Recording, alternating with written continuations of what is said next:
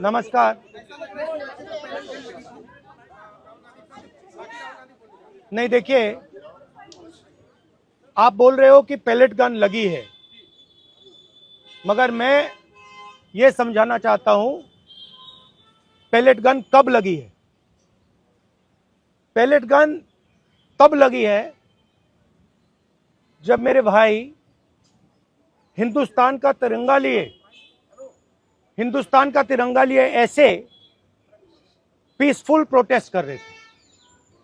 सरकार ने कहा है कि कोई पैलेट गन यूज नहीं हुई है, कहा है ना।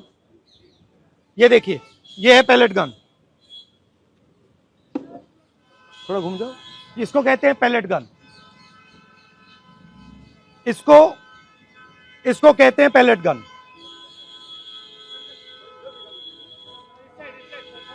ठीक है, और इनकी आंख डैमेज हो गई है,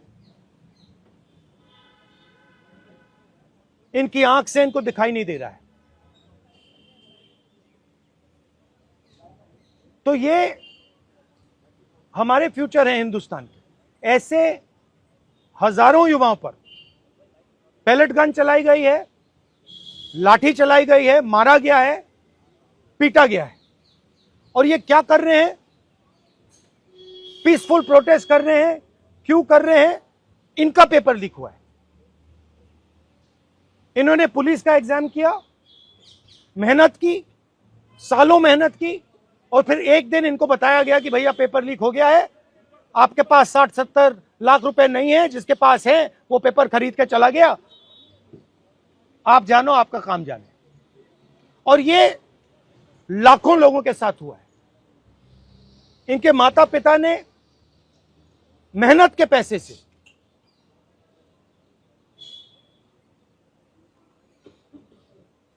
इनको अपॉर्चुनिटी दी। तो सरकार को झूठ बोलना बंद करना पड़ेगा। सरकार ने हमारे फ्यूचर पर आक्रमण किया है, और फ्यूचर क्या कह रहा है? फ्यूचर सिर्फ 3 चीजें कह रहा है। पहली बात, जो एजुकेशन मिनिस्टर है, जिसके कारण यह हुआ है, जिसके कारण ये बाहर निकले हैं, पीसफुल प्रोटेस्ट की है, जिसके कारण पेपर लीक हो रहा है, उसको सैक किया जाए। दूसरी मांग कि ये जो हमारे फ्यूचर पे गोली चलाए हैं, लाठी मारे हैं, उन पर कार्रवाई होनी चाहिए। और तीसरी मांग कि नरेंद्र मोदी जी, जो पूरे सिस्टम के ऑपरेटर हैं, वो ऐसे जैसे हजारों युवाओं से माफी मांगे। इनका फिजिकल डैमेज हुआ है। मैं आपसे कह नहीं सकता हूं कि इनकी आंख बचेगी नहीं बचेगी। इनकी कोई गलती नहीं है। तो ये 3 मांगे हैं। हमारे स्टूडेंट्स को मारना बंद कीजिए, धमकाना बंद कीजिए, और ये मांगे पूरी कीजिए। यही मैसेज है। हाँ, हरियाणा